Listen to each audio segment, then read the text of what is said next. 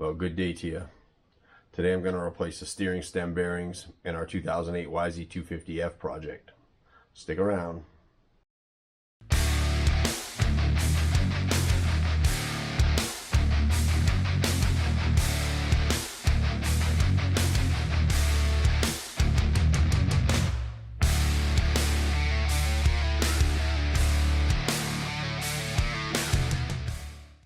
I'm going to run through this procedure step by step for you. Although this project is on the YZ250F, the procedure is going to be very similar for most of the bikes out there. The only thing I find is that I do this more often on Yamahas for whatever reason. It always seems like the steering stem bearings on these things are junk, and I'm going to show you why we're replacing it on this particular bike. The steering stem runs from the bottom clamp through the top clamp through the frame, and there's a couple of bearings in here. And you pay attention down here when I lift these forks up and down.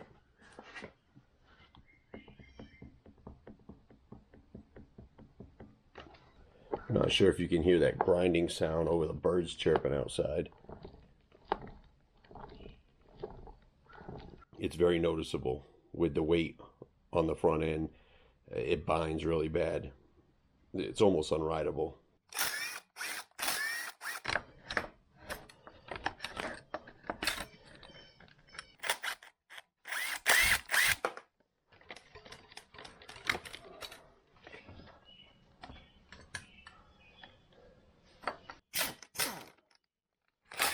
This bike had a plastic rotor cover, so it has this aftermarket plate, but this is not typical.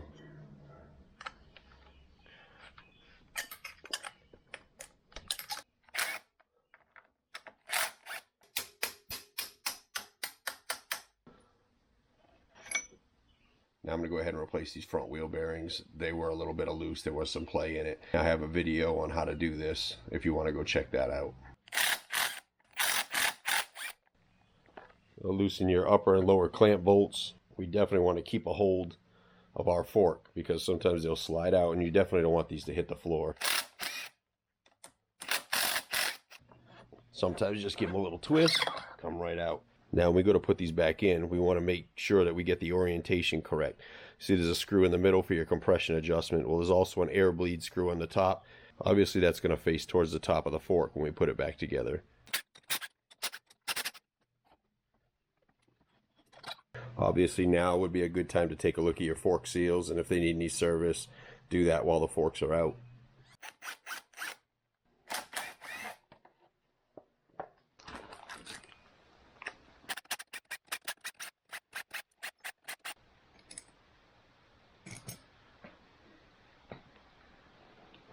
For this bike I'm using an 1.25" socket for the top nut. All I've got is standard in the bigger sockets. Yours may be different. And we can take that right out of our way.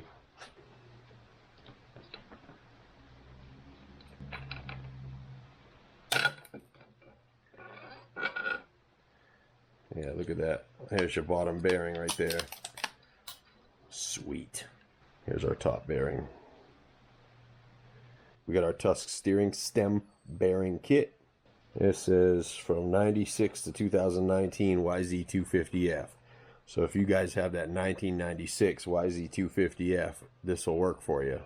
Comes with our dust shields, upper lower bearing, and races.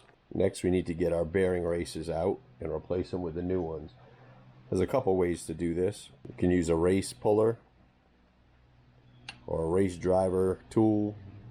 I don't know what they call it. Or you can use a punch, screwdriver, long extension. I'm going to show you both ways. For my upper bearing, I'll use the long screwdriver. You just want to come through and get the blade of your screwdriver or punch on the bottom of the race. And we'll just go side to side and walk it out with a hammer.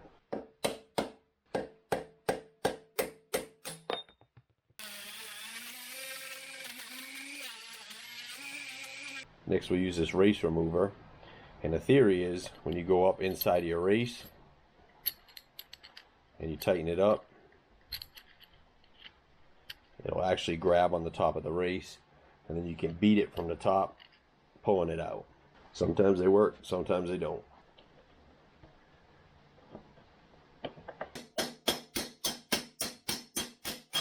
Seems like it's just easier with a punch sometimes. If you don't have a Dremel tool, just clean it out real good with a rag and some brake cleaner, if you can find any at a decent price. All right, next we're going to install our new races. Now pay particular attention to your kit and the bearings that came out of yours.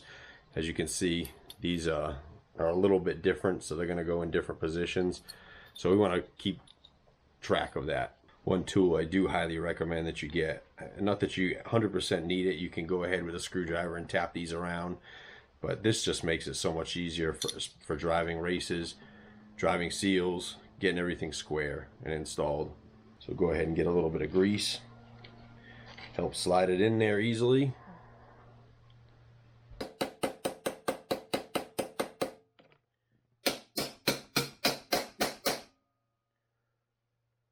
And you do the bottom one the same way.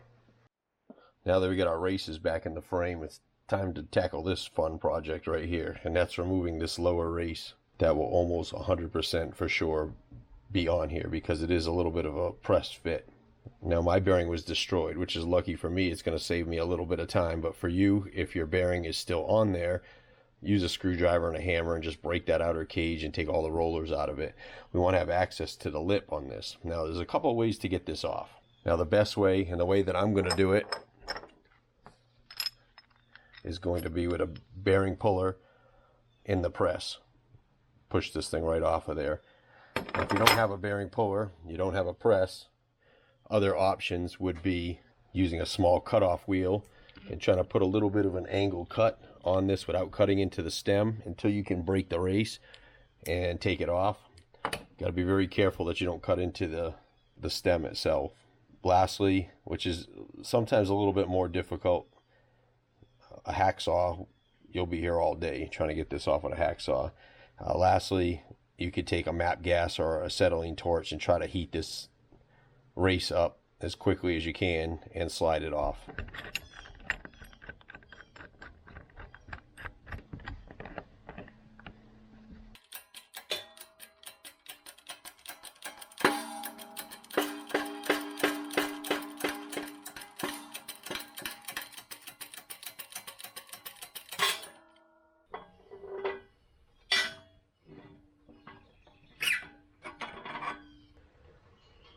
Now, if you don't have access to a press, but you do have this tool, which I got off the Jungle website fairly inexpensively, it does have provisions for threaded rods, and you can put a metal plate across the top of here and tighten the screws up to pull this off.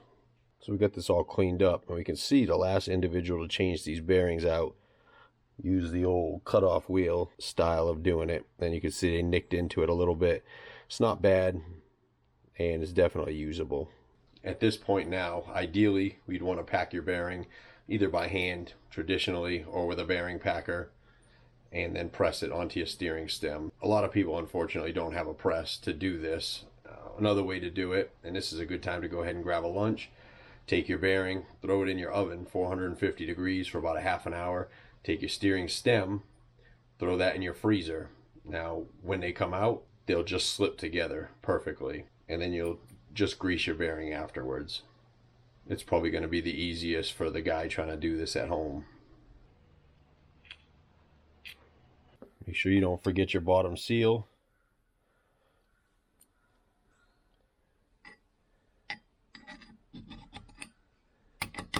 Now the reason that this theory works is that when you cool things down, they shrink. When you heat things up, they expand.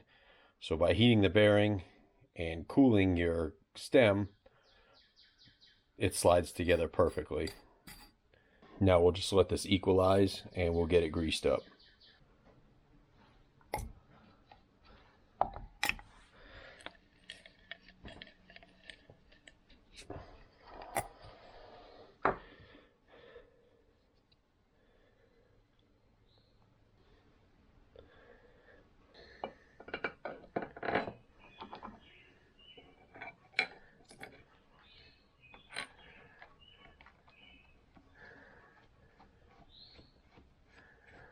You want to tighten it up right to the point where there's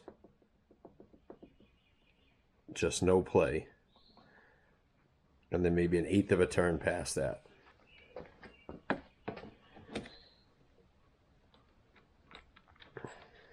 before we tighten this nut up, we'll go ahead and get one of our forks back in. Remember, we're going to keep our bleeder facing up.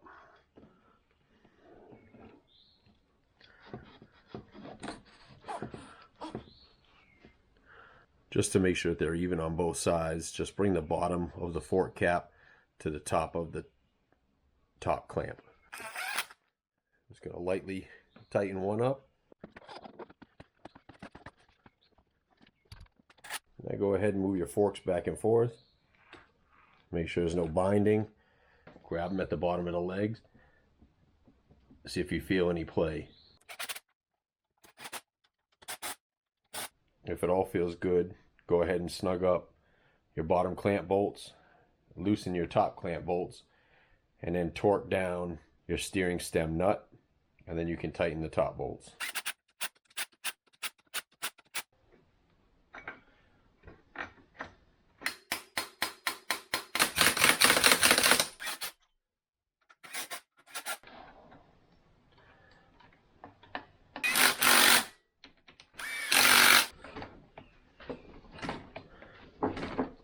This is basically how they're done. Going to be about the same on just about any bike you do. Hopefully this information helped to make this job a little bit easier for you. If you haven't already, I'd certainly appreciate a subscription, comment, like, share. It really helps my channel and helps me bring this content to you. Keeps me inspired also, if you will. Thanks for watching, and I'll catch you on the next episode.